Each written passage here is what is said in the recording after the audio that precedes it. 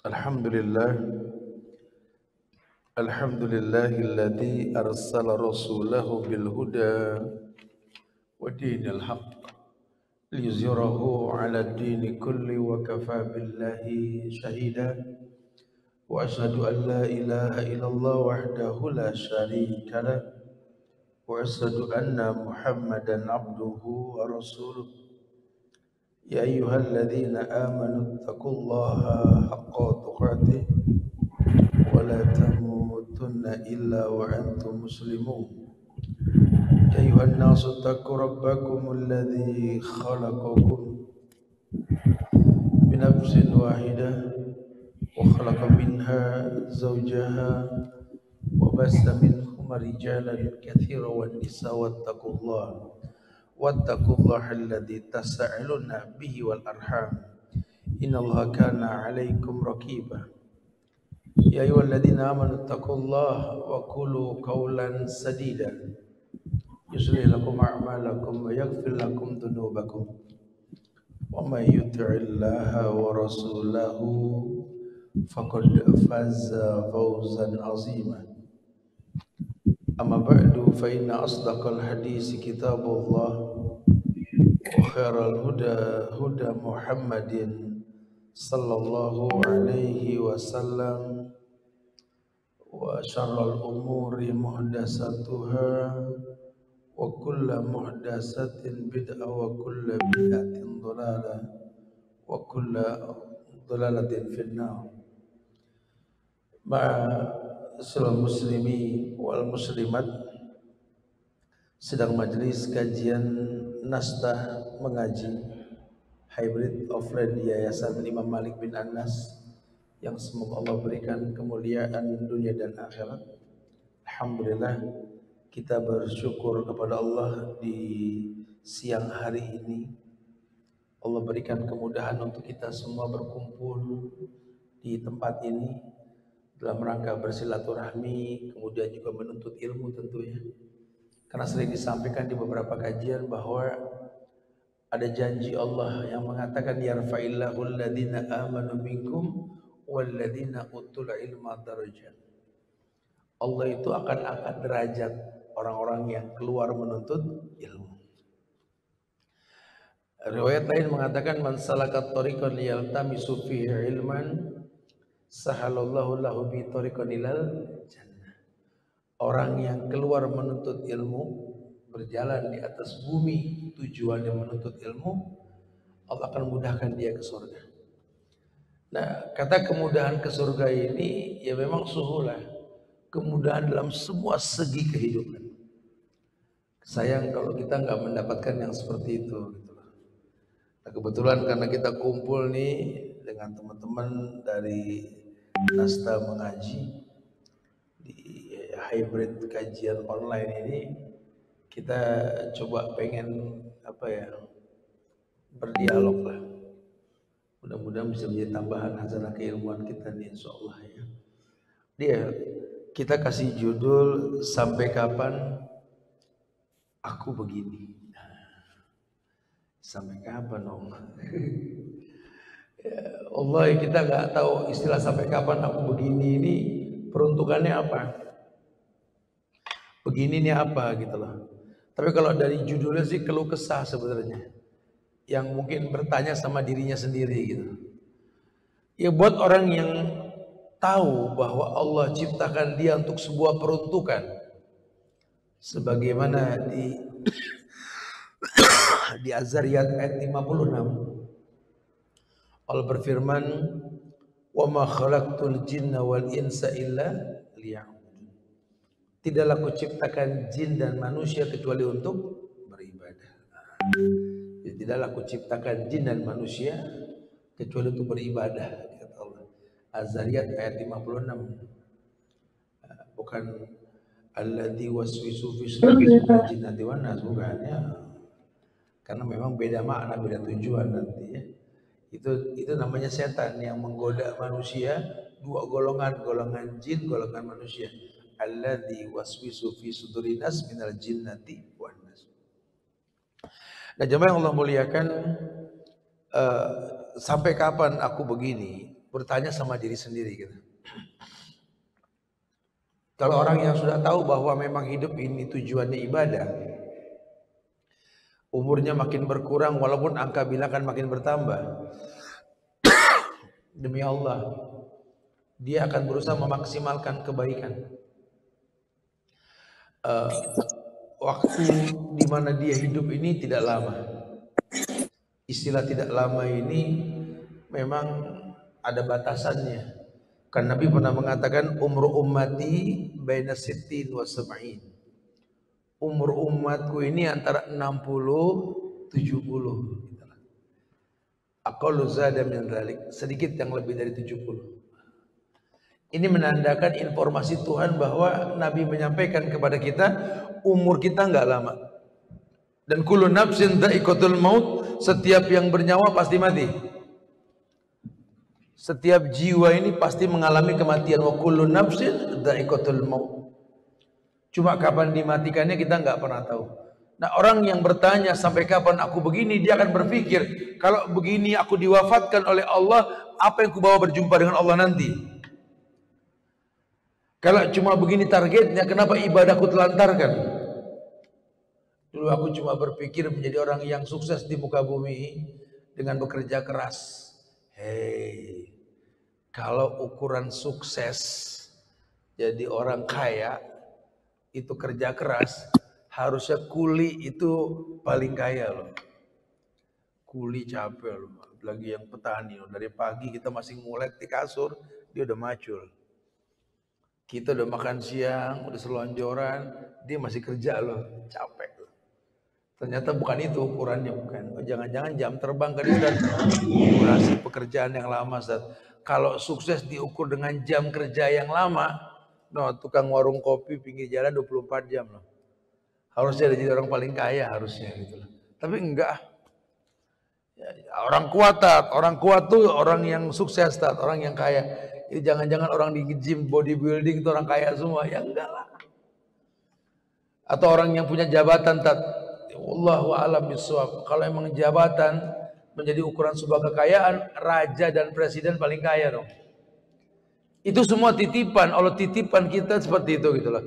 Ya jadi permasalahan, layakkah kita dititipkan oleh Allah akan sesuatu yang baik yang kita inginkan? Maka Nabi mengatakan, wa innallaha ta'ala la yunalu ma indahu illa bi ta'ah ajmilu fit talab.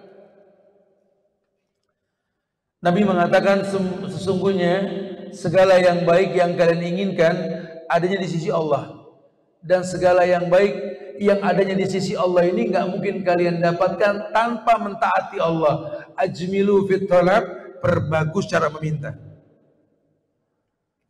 Makin kebayang ya, makin kebayang nih. Iya, berarti sampai kapan aku begini, aku yang punya masa, yang punya waktu, dan untuk menghilangkan atau menambah waktu tersebut, usaha mesti kedepankan gitu.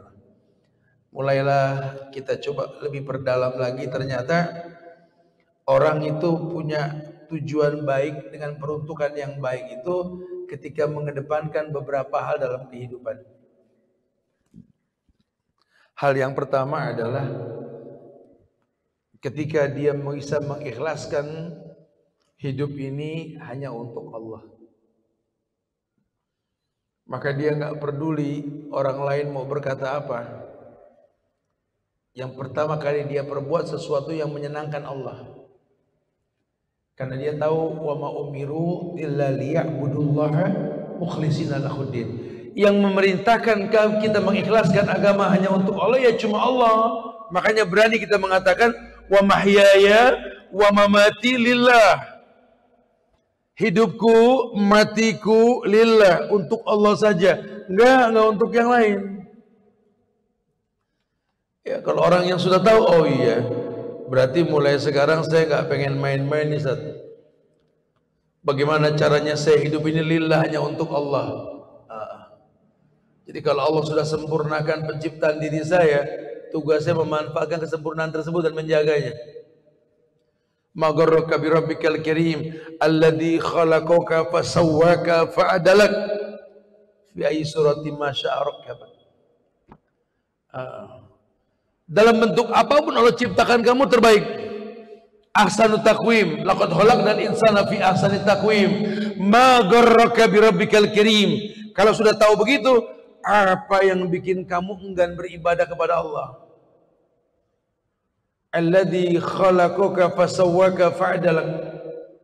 Allah yang mencipta, Allah yang mencukupi, Allah yang menyempurnakan bentuk kita. Itu muhasabah diri namanya. Dalam rangka sebuah kebaikan. Yuk, yang pertama, ikhlaskan agama hanya untuk Allah. Orang kalau sudah tahu semua untuk Allah, makin jelas peruntukan hidupnya ini. Dan dia berusaha untuk memaksimalkan apa yang dia perbuat, gitulah. Ya, yang kedua, meyakini bahwa jalan menuju Allah itu cuma satu, nggak berbilang. Artinya sesuatu yang satu, sesuatu yang satu, yang esa. Karena ujian hidup ini ya, dimana orang terkecoh dengan kehidupan yang lain. Orang terkecoh lah, terkecoh gimana Ustaz? Karena fenomena di masyarakat ini beragam, ya, ada keragaman, ada sesuatu yang sifatnya beragam.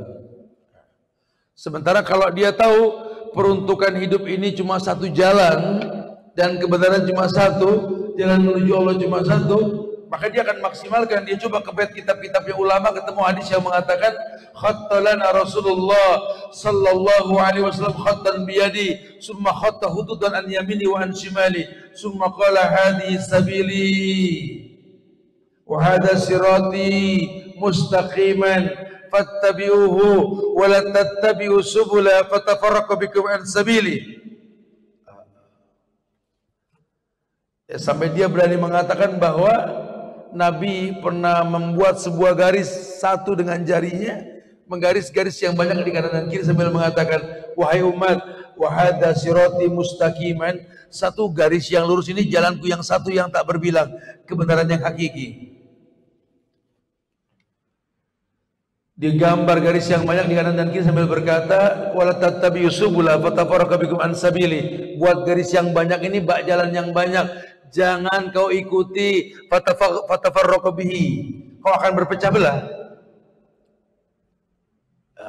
Orang kalau sudah tahu begitu, dia nggak akan pernah beragam. Satu cukup. Satu cukup. Wa anna hadza sirati mustaqiman. Satu ini kebenaran yang hakiki gitu loh. Yang enggak terkecoh dengan yang ada tentunya. Orang kalau udah merasakan satu yang benar, seperti yang Allah katakan bahwa wa may yatawallallahu wa rasulahu walladzina amanu fa inna hizballahi humul ghalibun. Al-Maidah ayat 56 tuh Bu ya. Al-Maidah ayat 56 Allah mengatakan, barang siapa menjadikan Allah, mengambil Allah sebagai penjamin, Rasul dan orang-orang beriman, fa inna hizballahi humul ghalibun, ketahuilah orang yang seperti itu hizbullah, fa inna hizballahi humul ghalibun, dan ketahuilah golongan Allah yang betul-betul mengambil Allah sebagai penjamin, Rasul sebagai yang dicontohkan, para orang beriman yang tempat mereka berkumpul, alaikum bil jamaah. Faina hisballahumul ghalibun, ketahuilah golongan Allah itu yang bakal menang. Ternyata kemenangan datang dengan menjadi hamba Allah, kemenangan datang dengan ittiba mencontoh Rasulullah sallallahu alaihi wasallam. Kemenangan itu betul-betul akan datang selama kita beriman dan hidup bersama orang-orang yang beriman. Alaikum bil jamaah, ayo berjamaah. Jangan munfarid, jangan sendiri-sendiri.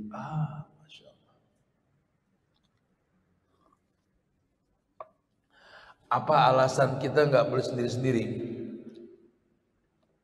Atau menjadikan agama sebagai golongan-golongan gitu loh. Surat Ar-Rum ayat 31 hingga ayat 32, di mana Allah berfirman, "Wala takunu minal musyrikin." minal ladzina farraqu dinahum wa kanu syi'an kullu hizbin bima ladaihi farihun. Jamaah di Ar-Rum ayat 31 hingga 32 itu dalil di mana Allah mengatakan wala takunu minal musyrikin, janganlah kau menjadi orang-orang yang musyrik. Minal ladzina farraqu dinahum wa kanu syi'an, yang acap kali membuat kelompok-kelompok dalam agamanya, di mana mereka pecah belah agama mereka jadikan beberapa kelompok, beberapa golongan. Kullu hizbin bima ladaihi farihu, setiap kelompok merasa paling benar. Firqah, agama kalau sudah pakai bahasa firqah, nasib. Makanya di surat Al-An'am ayat 159 Allah mengatakan innal ladzina farraqu dinahum wa kanu syi'an lasta minhum fi syai', innama amruhum ila Allah summa yunabbi'uhum bima kanu yaf'alun.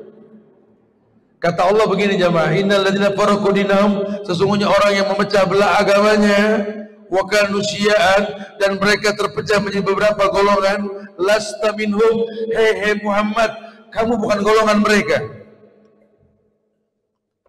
Innama amruhum ilallah, sesungguhnya urusan mereka urusan Allah. Udah, jangan ditimbrungin. Summa yunabbi'uhum bima kanu yaf'alun, kemudian Allah akan memberitahukan kepada mereka apa yang telah mereka perbuat. Mafhum ya? Jadi kita disuruh nggak seperti itu gitu loh. Kita disuruh nggak kayak begitu. Karena kalau kita berpecah belah, membuat kelompok-kelompok baru dari kelompok yang ada, ya. Allah bilang sama Nabi Muhammad, lasta minhum, udah kamu bukan golongan mereka, jangan nimbrung. Kenapa? Karena kelompok-kelompok hasil perpecahan dari yang ada ini, kata Allah, kullu hizbin bima ladaihi farihu, setiap golongan akan merasa paling benar. Bahaya sekali. Jangan tergolong kita seperti itu. Bahkan ini contoh kemusyrikan seseorang. Orang musyrik dulu, kata Rasulullah SAW, kerjaannya berpecah belah. Maka dikatakan dalam ayat tadi di Al-Rum ayat 31, wala takunu minal musyrikin, kamu jangan sampai jadi orang musyrik. No, lihat orang musyrik no. Minal ladzina farraqu dinahum wa kanu syi'an, yang kerjaannya memecah belah agama mereka. Mereka menjadi beberapa golongan. Orang Islam tuh nggak boleh berpecah belah. Makanya berani kita katakan agama ini bukan ormas. Jangan dikaitkan agama dengan ormas. Ormas wajib beragama. Kalau agama bukan ormas, itu hizbi. Kullu hizbin bima ladaihi farihun. Setiap hizbi, setiap kelompok ini akan merasa paling benar. Ketika orang merasa paling benar, disitulah terjadi banyak keributan. Ini salah, itu salah, ini benar, itu tumpang tindih, itu permasalahan. Dan ini karakter orang-orang kafir. Di Nabi bahkan mengatakan, ala inna man qablakum min ahli kitab iftaraku ala sintain wa sab'ina millah. Wa inna hadhihi al-millah sataftariku ala salasin wa sab'ina sintani wa sab'una fin nar wa wahidatun fil jannah wa hiya al-jama'. Kata Nabi begini, inna man qablakum, ketahuilah bahwa sesungguhnya man qablakum min ahli kitab, alul kitab sebelum kalian, iftaraku ala sintaini wa sab'ina millah, mereka terpecah belah menjadi 72 golongan. Wa inna hadhil millah sataftariku ala salasin wa sab'ina, sementara umatku ini, kata Nabi, akan terpecah menjadi 73 golongan. Wa inna hadhil millah sataftariku ala salasin wa sab'in sintaini wa sab'una fin nar, 72 dipastikan di neraka, wa wahidatun fil jannah, yang satu di surga. Ala hiya wal jamaah, ketahuilah sesungguhnya dia al jamaah. Al jamaah dikatakan apa? Yang tadi sampaikan bahwa lasta minhum, kamu kan dari golongan mereka. Ya, Masya Allah nih. Jadi sudah mulai kebayang nih, oh iya Ustaz, berarti saya ini harusnya jadi orang yang mengerti bahwa kebenaran itu nggak banyak jalan. Kalau bicara manhaj mungkin kalau jalan cuma satu. Manhaj itu cara dalam sikap beragama gitu. Yang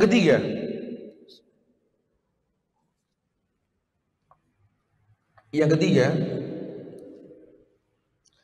yakni sampai kapan aku begini? Dia mulai mengukur hidupnya yang harusnya mudah petunjuk datang dalam kesehariannya. Karena dikatakan mengikuti Al-Quran dan Sunnah Rasul sesuai dengan pemahaman salafus soleh. Karena nanti pada akhirnya orang bicara ngaji banyak, orang bicara hadis banyak, tapi lucunya Quran hadis yang mereka baca, yang mereka pahami itu tidak seperti sahabat-sahabat mereka yang memahaminya. Makanya pakai bahasa sesuai dengan pemahaman salafus soleh. Siapa salafus soleh? Para sahabat radhiyallahu anhum. Siapa salafus soleh? Para tabi'in, para tabi'ut tabi'in. Siapa mereka? Para ulama, orang-orang alim. Orang-orang yang nyaris gak terlaknat sama Allah mengatakan ad-dunya mal'una wa mal'unun ma fiha illa ma kana lillah alim au muta'alim. Ya, jadi kalau cuma bicara mengikuti Quran dan Sunnah, hampir semua hizbi pun begitu, gitu ya. Bahkan sampai yang membunuh para sahabat pun orang yang mengatasnamakan Sunnah dekat sama Rasul. Tapi ijtihad mereka berantakan membunuh para sahabat kayak Ibnu Muljam itu. Ali bin Abi Thalib kan dibunuh sama Ibnu Muljam, betul? Orang yang hidup di zaman sahabat, yang hidup berjumpa dengan sahabat dan nggak terlalu lama nggak ketemu Rasulnya gitu. Tapi karena memang dia beragama, mungkin kitabnya Quran, mungkin sunnahnya sunnah Rasul, cuma caranya gitu loh. Caranya bukan cara para sahabat, orang-orang yang mengerti hidup ini buat apa. Enggak, mereka enggak seperti itu. Akhirnya terjebak dalam kesalahan yang berkepanjangan. Bahaya. Kemudian yang keempat, dia mulai berpikir, sampai kapan aku begini, gitu ya. Yakni tentu karena ingin menggapai kemuliaan dengan ilmu. Ketika dia dengar ayat yang mengatakan qul hal yastawil ladina ya'lamuna wal ladina la ya'lamun innama yatadzakkaru ulul albab. Katakan dan tanyakan, apakah sama orang yang berilmu dengan yang tidak berilmu? Oh ya, jelas beda. Innama yatadzakkaru ulul albab. Karena yang paham ini ulil albab. Siapa ulil albab? Orang yang betul-betul cerdas menyimpulkan kenyataan. Orang yang paham, orang yang betul-betul mengerti bahwa apa yang dia lakukan ini seperti apa yang disyariatkan. Itu ulil albab. Yadhkurunallaha qiyaman wa qu'udan wa 'ala junubihim wa yatafakkaruna fi khalqis samawati wal ard. Rabbana ma khalaqta hadza batilan subhanaka faqina adzabannar. Jadi ulil albab yang berdiri ingat Allah, duduk ingat Allah, berbaring ingat Allah, sambil dia mengatakan Rabbana, duhai Tuhan kami, ma khalaqta hadza batilan, tidak kau ciptakan semua sia-sia. Subhanaka faqina adzabannar. Maha suci Engkau ya Allah, maha suci Engkau dari sesuatu yang mulia ya Allah, dan mulia dari sesuatu yang murtad.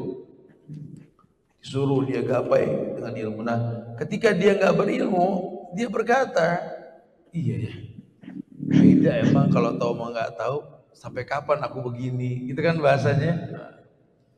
Sampai kapan aku nungguin Ustadz ngomong, nanya terus? Karena nggak selamanya kita bisa bareng kan begitu. Oh nggak bisa nih, anak harus belajar nih kalau gini. Ini yang kita pengen. Orang bisa belajar karena memang dia butuh ilmu. Orang pengen pinter karena dia tahu pinter itu mulia, dan surga itu dimasuki sama orang-orang pinter. Enggak mau orang-orang bodoh. Orang pintar dimaksud siapa? Orang yang tahu bahwa surga itu punya Allah. Orang yang tahu bahwa hidup ini lillah, hanya untuk Allah. Orang yang tahu bahwa mahyaya wa mamati lillahi rabbil alamin. Orang yang sadar diri sesungguhnya hidupku, matiku, sembelihanku lillah, hanya untuk Allah. Ya, Masya Allah. Jadi emang betul-betul paham dan dia memiliki keilmuan dalam hal ini. Kemudian cara yang kelima, diajarkan bahwa sampai kapan aku begini menentang yang hak, mengiklankan bid'ah, mengajak orang berbuat maksiat, sementara kebenaran yang disyariatkan nggak pernah kita iklankan. Saya sering sampaikan dari kemarin, ya teman-teman berjalan dari Depok kemari dah. Lihat kiri kanan coba. Itu iklan yang ada di pinggir jalan yang paling gede iklan rokok. Jelas-jelas dokter mana yang merekomendasi bolehnya ngerokok, nggak ada. Iklan yang lain apa? Tawaran barang atau mungkin penjol, gadai, STNK, BPKB dan lain. Nggak ada yang namanya iklan itu gede-gede kajian sunnah, nggak ada. Hadirilah kajian sunnah di tempat kami, nggak ada. Nggak ada. Kalaupun ada yang dikaitkan sama agama Islam, padahal Islam nggak bertanggung jawab, ya ini spanduk gede menutup iklan rokok itu apa? Ya ini kajian-kajian yang mengekspos perbuatan bid'ah. Hadirlah kajian ini di bulan ini, semoga ini kajian mendatangkan keberkahan, betul nggak? Ajakan-ajakan untuk berbuat bid'ah, walaupun Nabi mengatakan kullu bid'ah dolalah, ini si pelaku tetap manjang, berani bikin spanduk pinggir jalan gambar ustadz-ustadznya untuk sebuah ritual-ritual bid'ah. Kajian sunnah mana ada, menutup iklan rokok yang gede tuh, atau pakai videotron, tep. Harusnya teman-teman yang bergerak di bidang gini nih bismillah nih. Jangan heran kalau sampai maksiat dirutinkan. Alasan apa? Karena memang rutinitas maksiat tersebut dianggap lumrah dan biasa. Tapi demi Allah, kalau seandainya dia berilmu, dia akan tinggalkan semuanya. Ya, dia berusaha untuk memaksimalkan, digapai semua dengan ilmu. Yang kelima,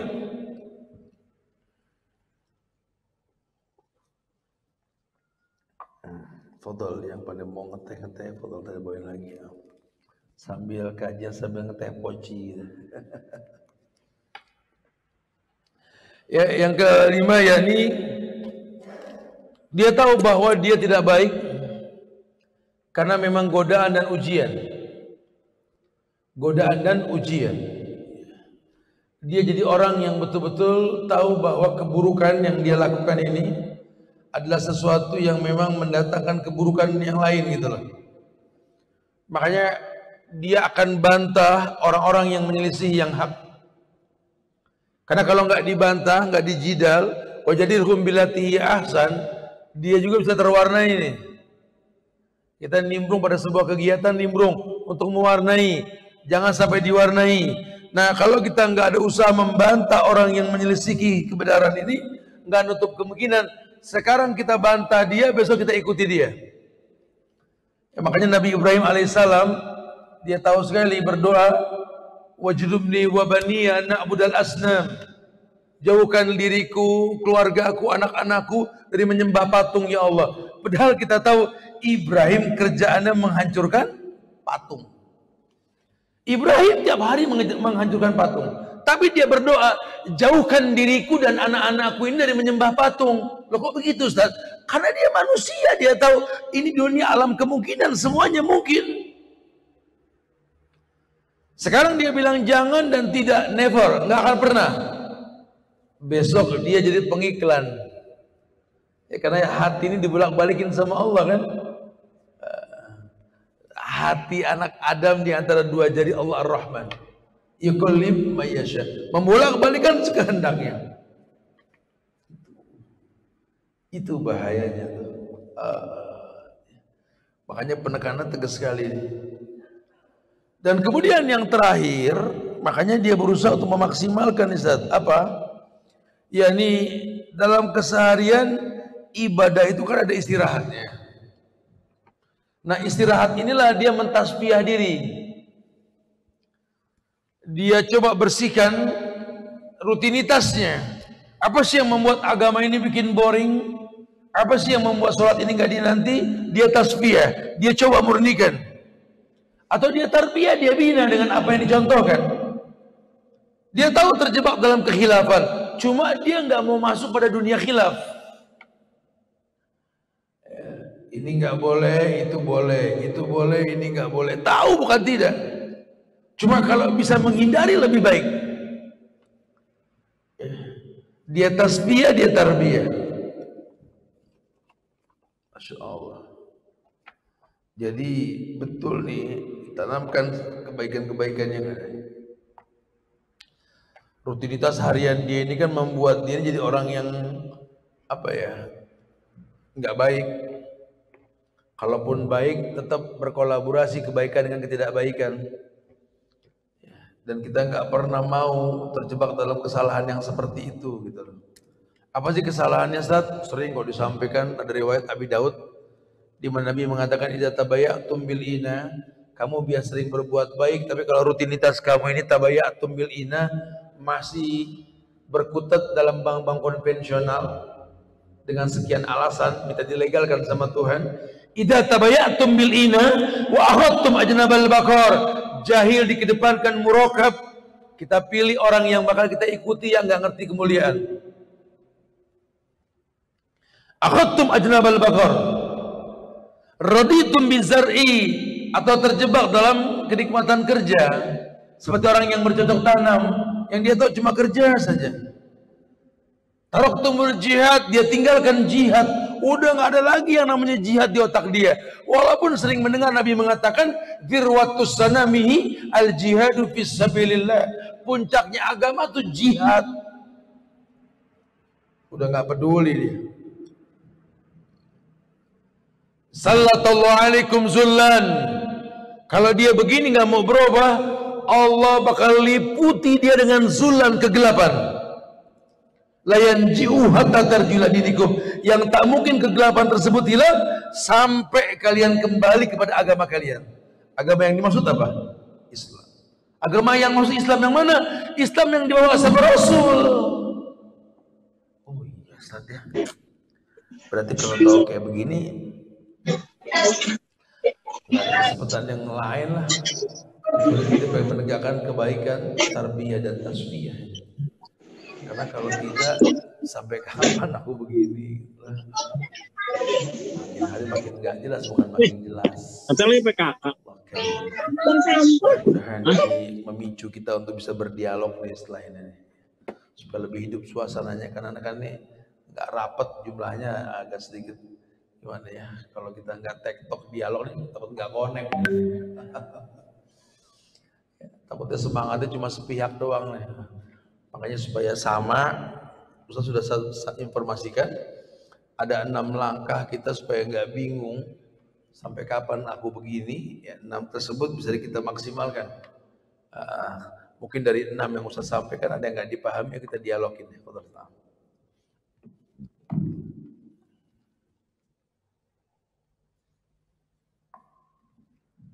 Iya, fadhal. Yang di rumah adat yang masalah gihan. Siapa? Ya. Fadhal. Enggak, silakan.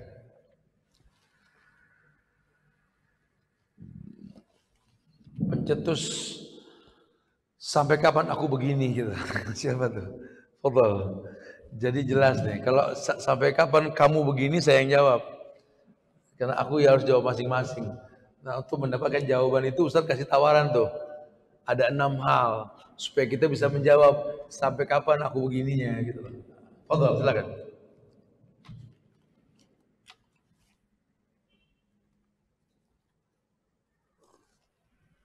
Ya, kepada jemaah yang ingin bertanya, mohon raise hand dulu, nanti akan kita unmute Waalaikumsalam. atau bisa via chat. Syukran. Ya. Ada mic 2, kalau ada mic 2 boleh nih. Emang enggak sambil berjalan, Bu?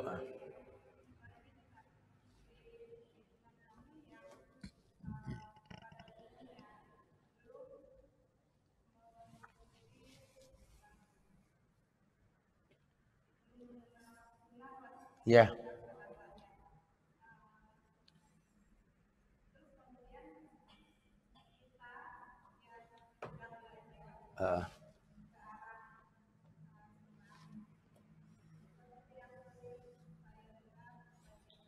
Iya.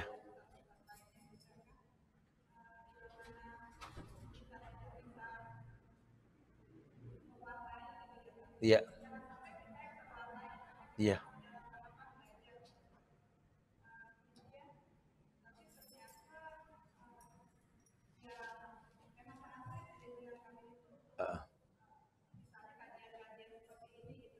Iya.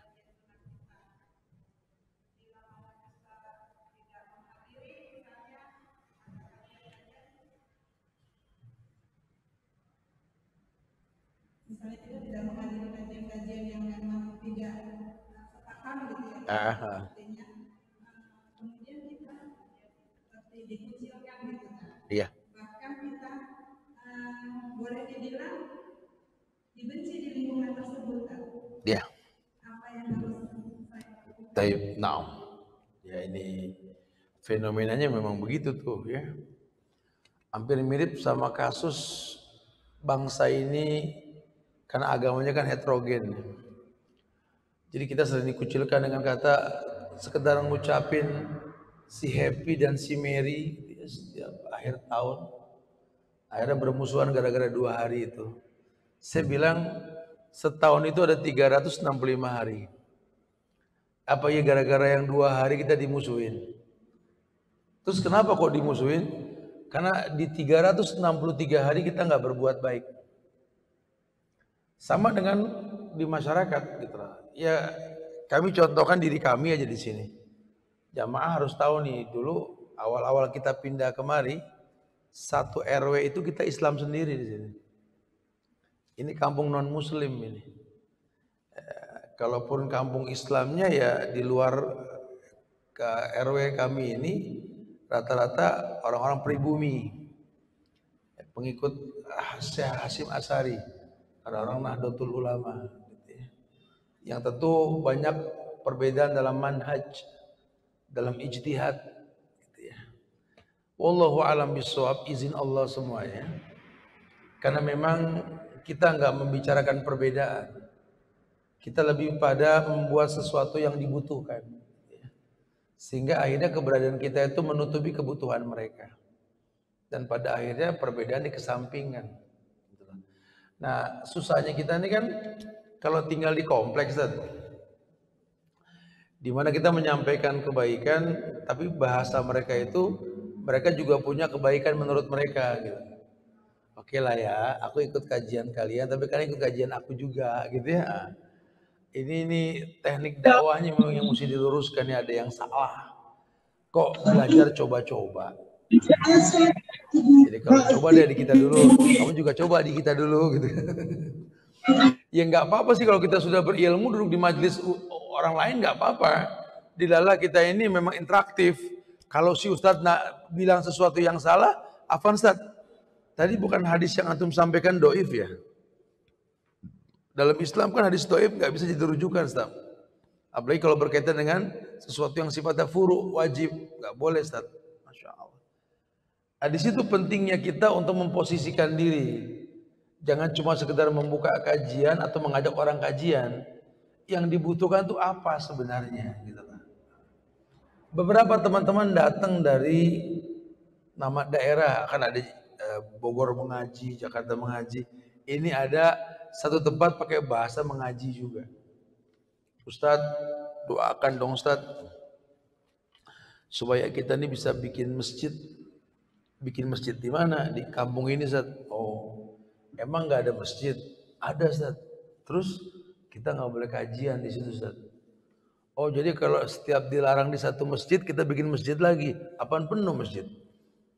Dulu juga Nabi Muhammad waktu dilarang untuk ke Masjidil Haram, ya terjadilah perjanjian Hudaybiyah. Beliau nggak ngambek sama Tuhan minta bikinin Ka'bah sendiri gitu loh. Nah saya bilang sama teman-teman kita, apa ya harus kalian bikin masjid? Harus Tat. Kenapa pakai bahasanya harus? Karena manhajnya berbeda. Tadi dulu, masjid yang ada kuburannya enggak? Enggak Tat.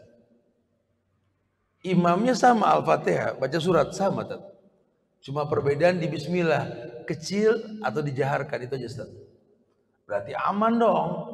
Ngapain bikin masjid lagi? Terus coba kamu lihat kebutuhan masyarakat itu apa? Saya tanya sama kalian. Di tempat tersebut rata-rata apa pekerjaannya? Petani Ustaz. Oke. Sudah ada lumbung, ada cuman nggak bagus Ustaz. Sudah ada koperasi? Belum Ustaz. Ada gak tengkulak syariah yang siap menerima panennya mereka? Belum Tat. Itu yang dibutuhkan, bukan masjid. Kenapa Anda paksakan bikin masjid di samping masjid? Sementara yang dibutuhkan bukan masjid, karena sudah ada masjid. Mereka cuma butuh manajemen hidup. Mereka petani, mereka pengen dibeli produknya, mereka pengen punya koperasi yang bisa simpan pinjam atau apalah. Coba deh. Akhirnya mereka buat, selang beberapa bulan datang lagi dengan senyum, beres Tat. Gitu. Jadi kadang-kadang begitu, kita paksakan benar tuh menurut kita, padahal belum tentu yang dibutuhkan.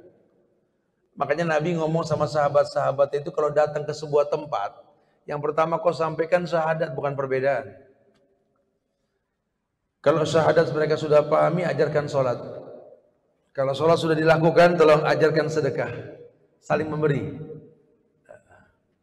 Daripada sibuk kita mengkritisi masjid yang ada, tanya sama marbotnya, udah umroh belum? Belum, umrohin. Kan sudah pengalaman kemarin kita haji umroh kan? Dalam kondisi safar itu gampang banget nge-brainwash orang itu. Akhirnya pulang kita kompak. Perbedaan boleh di Indonesia, kalau sudah safar, kita ngomong ilmiah, mereka nerima nanti. Kita cuma kurang tahabu aja sih sebenarnya. Gitu ya. Wallahu a'lam. Jadi kalau saran saya sih sebenarnya enggak harus mengikuti mereka. Kalau sampai mereka paksa, tentu ada sesuatu yang kurang yang kita berikan sama mereka. Kan pada akhirnya kayak ritual-ritual di kampung itu kan, pada akhirnya mereka cuma butuh dana, bukan butuh wujud kita gitu loh. Kalau kita fasilitasi pendanaan untuk kebutuhan mereka, walaupun nggak harus event yang mereka buat, selesai.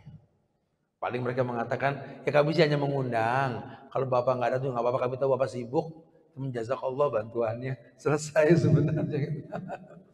Cuma karena mungkin kita kurang mungkin kita nggak tahu caranya, akhirnya mereka mencari salah. Karena mereka juga merasa disalahkan sama kita. Bid'ah gitu kan. Oh gantian sekarang. Nah, gimana caranya? Nah, ini kalau sudah dakwah hantem-hanteman kayak gini, sampai kapan nggak bakal ketemu. Yang paling bagus saling melengkapi, saling mencukupi gitu lah ya. Wallahu a'lam. Wa barakallahu fiik. Ada lagi silakan ya, ada.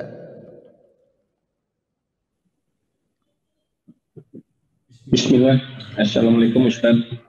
Ada pertanyaan dari kolom chat. Mohon tausiahnya, teman saya saat menikah diajak hijrah oleh suaminya untuk mengikuti kajian dan menggunakan baju syar'i. Setelah beberapa tahun menikah, suaminya melakukan poligami. Namun setelah poligami sikapnya berubah, tidak memperhatikan nafkah lahir dan batin untuk istri dan anaknya. Bahkan sampai qadarullah suaminya melalaikan sholat dan merokok. Sampai kapan teman saya harus bertahan Ustaz? Setiap mengingatkan suaminya dia kena pukulan atau tamparan. Mohon tausiahnya. Syukron. Ini memang banyak orang nih mikir sunnah cuma poligami gitu. Poligami itu bukan sunnah, itu perintah sebenarnya. Karena bahasa Allah fankihu. Fankihu itu kan amr, perintah, nikahlah gitu kan. Berarti kullu amrin fil Islam wajib, setiap perintah itu wajib hukumnya. Matobalakum minan nisa masna wa sulasa wa ruba. nikahlah kamu, nikahilah perempuan 2, 3, 4. Wa in khiftum ala ta'dilu fawahidah. Kalau kalian takut tidak adil cukup 1. Makanya ulama menyimpulkan ternyata poligami itu adalah solusi bukan tujuan. Karena kalau memang nggak ada poligami kacau. Bicara kita sanggup nggak nyanggup nanti bab berbeda ya. Cuma memang Allah tawarkan solusi. Kalau nggak ada perzinahan, ya kita di Indonesia belum berasa Pak. Karena belum terlalu mencolok perbedaan laki dengan perempuan jumlah bilangannya. Tapi coba lihat di Rusia tuh. Lihat di Tunis. Lihat di beberapa negara Eropa. Perempuan-perempuan cantik memohon dijadikan yang kedua, yang ketiga. Karena krisis laki-laki. Jepang sudah mulai. Di kita ini belum kelihatan, walaupun sudah banyakkan perempuan sebenarnya, jujur loh. Cuma karena memang kita nggak berilmu menganggap bahwa hukum itu seakan-akan mengintimidasi perempuan. Padahal hukum itu pun bukan berpihak pada laki-laki, bukan. Laki-laki, nikah ini misakon ghaliza, ikatannya sama Allah.